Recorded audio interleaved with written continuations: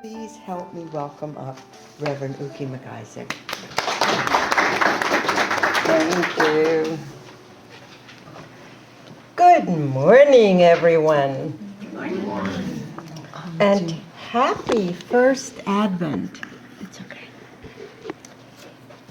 The first of 4 Sundays before Christmas.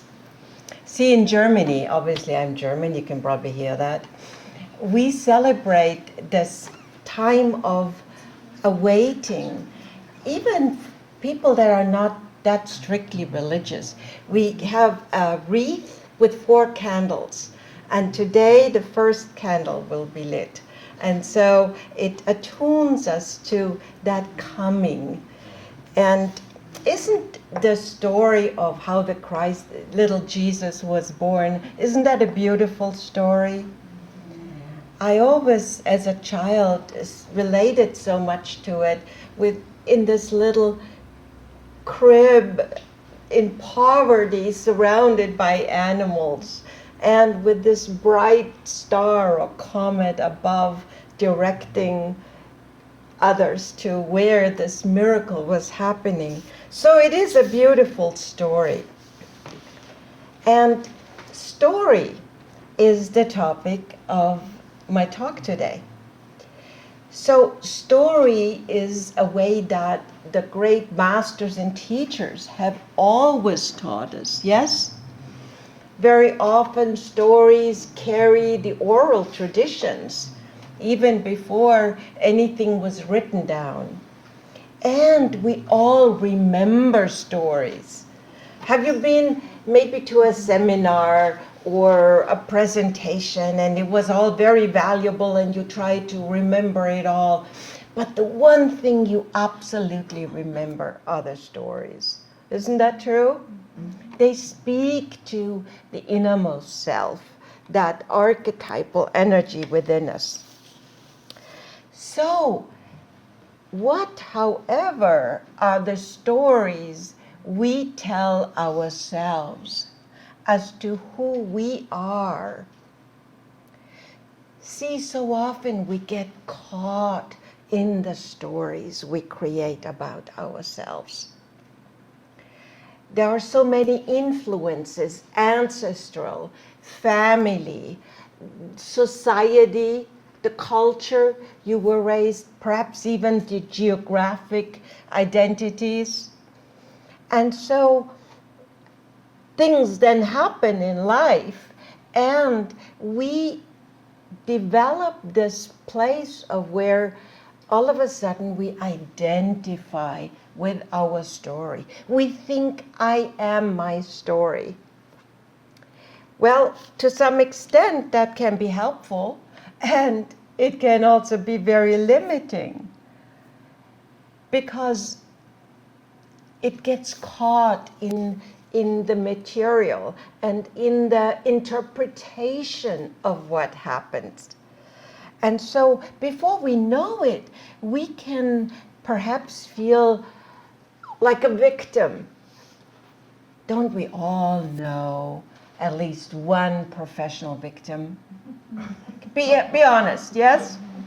And these people, bless their hearts, they just don't know much better. But whenever you see them and you ask them, how are you?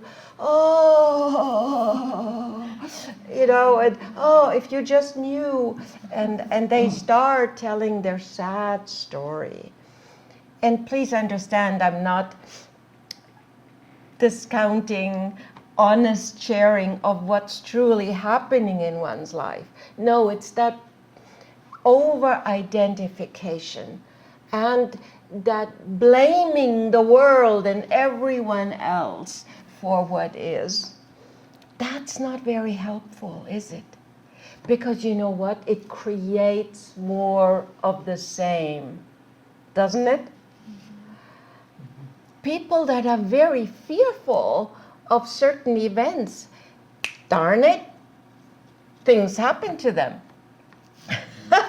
Invariably so. I once was on a vacation in Spain, and it was a deserted beach, beautiful. I was with a girlfriend, And I splashed around in the water happily, and she didn't want to come in. She says, I'm afraid. I think that's not safe. And unfortunately, I convinced her finally to come and splash in the waves with me. And dang it, she got bit by a stingray.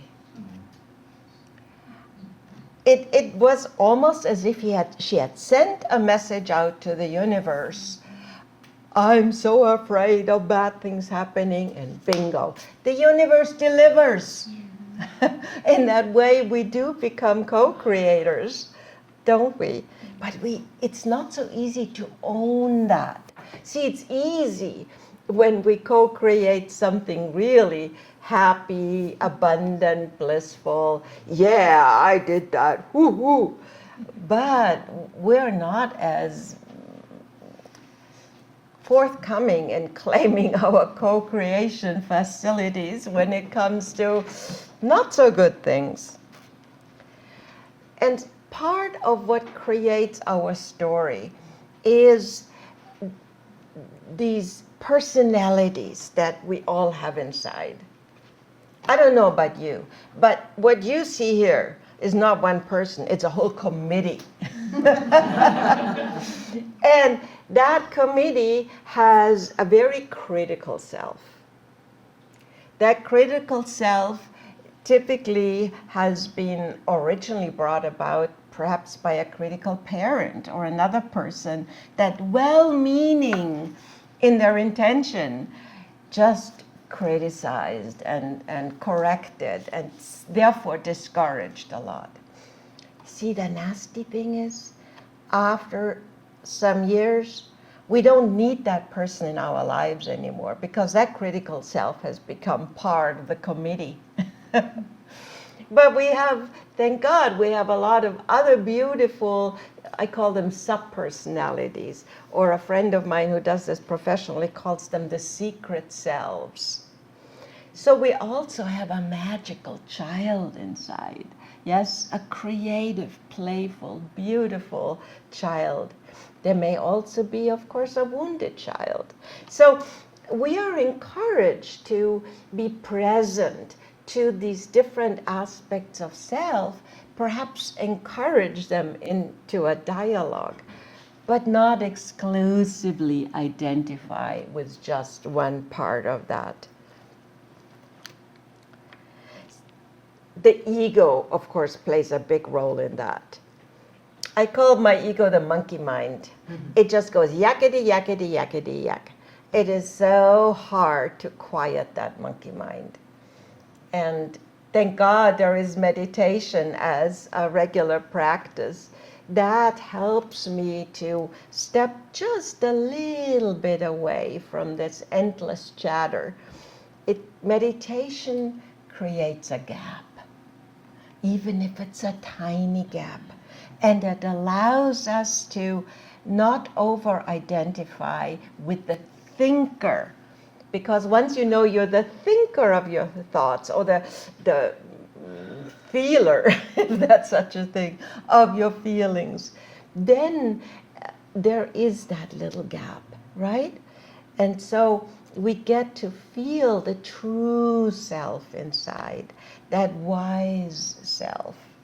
That is really our core, our nature. But let me tell you a little bit more about the story and the stories we create. See, I brought this mandala with me today. I painted that. And I say that with great pride because, see, my story was that I am not artistic. My older sister is incredibly artistically gifted. She can sing, she can dance, she can paint. I mean, and here I was, this little one. Okay, I can drill a hole, I can fix the coffee maker. So that in the family, we started playing out these roles, and it became my story. For the longest time, I was just so convinced I cannot paint. I have no artistic ability. And one day I got tired of my story. It didn't serve me anymore. It was limiting. And so I attended a workshop about mandala creation, and with a little help, I was able to create this. It makes me very happy every time I see it. Doesn't it make you happy too? This balance of color and hearts, and it radiates love. So now I've got a new story. My new story is, with a little help, with a little instruction, I can be creative too. I like that a lot better than the old story. It makes me feel much better about myself. So, why do we stay with these limiting stories about ourselves? Well, one reason is it's comfortable. It's familiar, as in family. So, as my example illustrates, how others see us feeds into our story.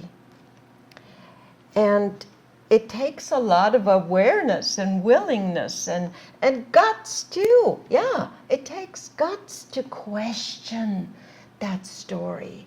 And then it takes a little help to change it. So I want to share a few tools that have helped me rewrite my story, and in so doing, embrace a fuller, more satisfying, truer version of myself. And trust me, it's an ongoing process. It's not like done deal. As we evolve, as we grow, we can also embrace a different reality of ourselves. And see, the beauty is, as we change individually, as we raise our vibration through this compassionate awareness, through this questioning that doesn't come from the critical self, but from a very wise, compassionate aspect of self. You know, if all the subpersonalities were to be called into a boardroom and had a meeting, guess who's the chairman or the chairperson of the board? The wise self, of course. The soul, yes. And the soul, with great love and compassion. And if soul is too abstract, then stay with the wise self. I like that. That's also, in a way, a personality, but bigger than the others. And the wise self listens to all the input from these subpersonalities and then says, well, thank you all for sharing. Now let me reflect on your input, and I'll let you know the conclusion. And what if the conclusion is that throughout all the sad and complaining and victim stories, you are the brightest, most beautiful, beloved child or creator? Qualities of the wise self are compassionate, calm, curious, confident, creative, caring, and not last of all, authentic. So I encourage you to tap gently into that wise self. Sometimes it means peeling away layers and layers of accumulated beliefs. Yes? Sometimes patterns emerge in our lives that are not even from this life. Who in here has ever done a past life regression? Yay! I really encourage you to experience that sometime, if the notion that you're not here for this one and only life, if that is agreeable. And you know what? Even if it isn't, you can still benefit as you experience inner regression, a previous lifetime, where if past lives isn't part of your philosophy, see it as archetypal energies. Yes? So as you have a certain experience that connects you perhaps to another lifetime where, let's say, betrayal was present, you can access that energy. It may even be stored in your body. And then this life may have created again betrayal for you to punish you? Shake your head. No, no, not punishment. It is another learning experience, because the soul creates these experiences for our growth, our evolution. And we can't just grow through pretty little things. It takes some pain. It's part of being a human in a three-dimensional world to experience pain and suffering. But it doesn't have to define us. It can actually refine us and bring out greater strength, more beauty, aspects of self we weren't even aware that we had when we overcome. Yes? So, I promised you a few tools. One of them is art, as I showed with my example. But art therapy has so many different facets and can be applied in many ways. I once took a class where we painted on little cards these secret selves. And again, painting is overstating. We drew stick figures and gave them a few characteristics. And that then created a way of having dialogue between these different selves. That was fun, and it helped me soften the voice of the critical self. Ritual and ceremony are powerful ways to access that wise self within. And please don't be intimidated by thinking, oh, that's just for people who know it all, the shamans, whatnot. It's true, shamans often use ritual and ceremony, but you know what? You can create your own. It's as easy as, and you constantly actually do it, but think of like on New Year's Eve, don't we often burn things, right? We may write down what we want to release, put it on a little piece of paper, crumple it up and burn it. Poof! The energy is gone. That's a ritual of release, because fire purifies. Create your own rituals. Another one I like a lot is when I feel a bit heavy, burdened, I like to go to the beach and pick up one of these beautiful smooth rocks that we have on the beaches, yes? Around Delma there's plenty. And then take that rock and project worries, concerns, heaviness into that rock. You can even write a word on it. And then, I love that part, you know, I take a little energy here and I toss that rock into the ocean. And what that symbolically means to my subconscious is it's no longer mine to carry. Great ocean certainly take care of that, yes? So even though the critical self may say, yeah, hogwash, it doesn't work. Critical self loves to do that, right? See, ritual and ceremony speak deep to the subconscious. And that's where our memories, our beliefs, our lasting attitudes are stored. So you reach, through symbolic actions, you reach that aspect of self. Watch your language. What I mean with that is our language often reflects what subconsciously we store. So with gentle compassion, notice whenever you say, I always. Don't you know some people that say, no matter what I do, I just can't lose weight? Well, I'm sometimes myself here. So it's like this. What that does, when you say always, it sends out a message for more. Right? We talked about how we co-create and the notion of always. Or just, I can't. It's like an order to the universe.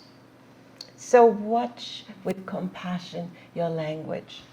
And when you find yourself saying, I always or I never, you can, if that word has already gone out, you can actually give it a little twist. So you could say, in the past. Bingo. Just canceled it out, right? Or you can say, I now choose to, da, da, da. All right? That's an empowering language. So we can use language to both reflect what's inside, and with a fair awareness, we can create a new story. And it works with the simple stuff too.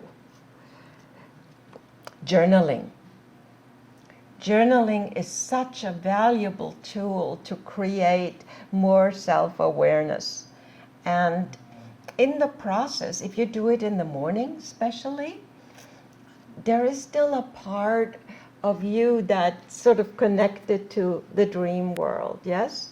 And as you just sort of spill out onto the pages, it can help you reflect on your story and connect you with the wise self that says, is that really so? Is that so? And then you are invited to shift. Don't get intimidated by the whole process. Some of us are in a little bit of advanced years, and of course it's really easy to over-identify with the story. But I believe in baby steps. Every little shift, every little spark of loving kindness I shed on my own story helps me not over-identify with it. Baby steps. I'm a new grand aunt right now, and I'm so happy. I haven't held that little one yet, but I get all the pictures from Germany, and soon I'll have my arms wrapped around him. And what do children do? Baby steps. That's how they learn, right? Mindfulness is a wonderful way to reflect a bit more on what we take for so granted. It's become sort of a buzzword, yes? We're supposed to eat mindfully, walk mindfully. Well, what does that mean? Instead of eating while watching TV and maybe being on the phone, hey, multitaskers. Most of you women are multitaskers. Most of us women are multitaskers, yes? So when we do, and sometimes life demands that, right? And we can make a choice saying, when I eat, I focus on the food. I chew slowly, carefully, appreciating what I take in. That's mindfulness. Have you ever been up to the Thich Nhat Hanh sanctuary nearby? They teach you how to walk mindfully there, yes? So there are many ways that mindfulness can soften up our automatic pilot. And in awareness is the solution. So try to rewrite your story, have some fun with it, and know you are not defined by it. Another beautiful thing about this recreation of self, this liberation of our essence, is that it has a ripple effect. You know, when we change even a little bit, it sends out an energetic ripple into the world and affects everyone. Remember how in the meditation we were all trees and we connected with the tree roots of others that on the surface seemed so separate? Well, I got news for you. We are all connected. And so every little baby step of awareness that you do for yourself, you contribute to the whole. And don't we need that right now in this world? Oh man, there are so many nasty stories out there right now.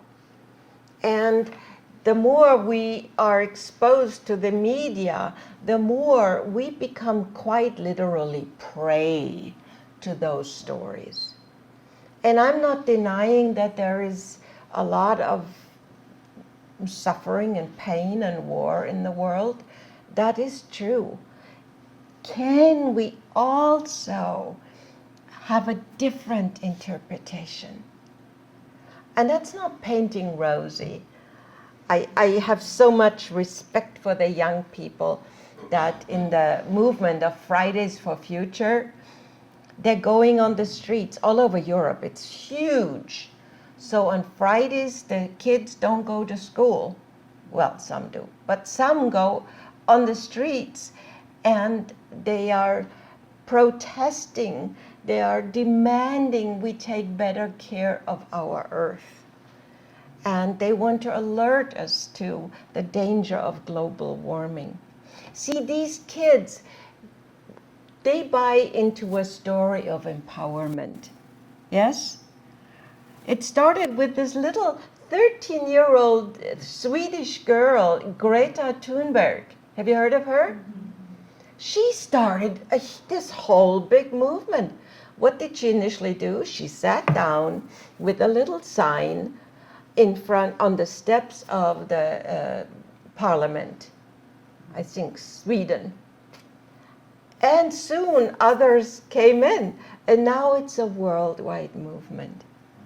So these kids have created a story of action, a story of possibility, a story of it's not too late to change. Yes? See how empowering that is? And how the ripple effect went from this little girl now into a global movement. I think she's spoken in front of the United Nations too. So they're paying attention now. They really are. And we need to. So there's probably lots more stories. I'll tell you just one more. And that's my own story. So I got divorced. And when that happened, I wasn't ready for it. I don't know if you're ever ready, but I wasn't. And the circumstances under which all of that happened were not pretty. There were lies. There was the energy of betrayal, abandonment, broken promises. You know, you can complete that. And I felt it all. I didn't deny it. I went through the grief, the anger, the rage, the negotiation, all the stages of how we process loss, yes? And then finally, after I really allowed myself to be authentic in experiencing this loss, then I made a decision that I would keep my heart open And they created a new story. And the story was that soul contracts don't always last forever. And the soul contract with my first husband obviously was complete. Otherwise, Spirit wouldn't have taken him out of my life. And I vowed to keep my heart open to love, not become bitter or resigned. And happy to say, Gary and I just celebrated 14 years of marriage. Woo. So it wouldn't have happened had I stuck to my sad, sad story for too long. All right? So here's a funny little story, because we love to laugh too, right? After being away on business for a week before Christmas, Tom thought it would be nice to bring his wife a little gift. How about some perfume? He asked the cosmetics clerk. She showed him a bottle costing $50. That's a bit much, said Tom. So she returned with a smaller bottle for $30. That's still quite a bit, Tom groused. Growing disgusted, the clerk brought out a tiny $15 bottle. Tom grew agitated. What I mean, he said, is I'd like to see something real cheap. So the clerk handed him a mirror.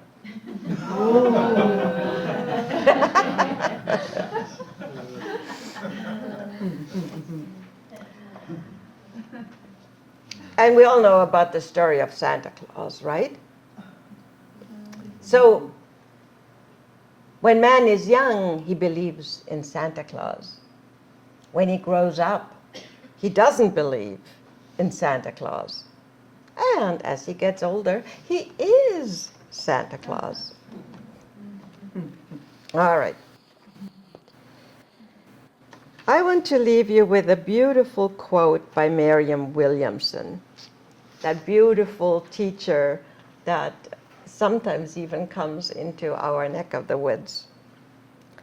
May you continue to acknowledge, embrace, and radiate what cannot be bought or sold, never goes on sale, maintains your health, grows your prosperity, creates more world peace, keeps your home planet clean, requires no money or batteries, magnetically attracts loving people to you, and educates and inspires others to personal excellence. Your loving magnificence. Find it, love it, cherish it, bring it forth, and so be it. Thank you.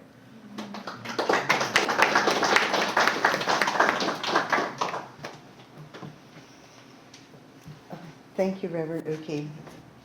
Her talks are always so inspiring. It's such a treat.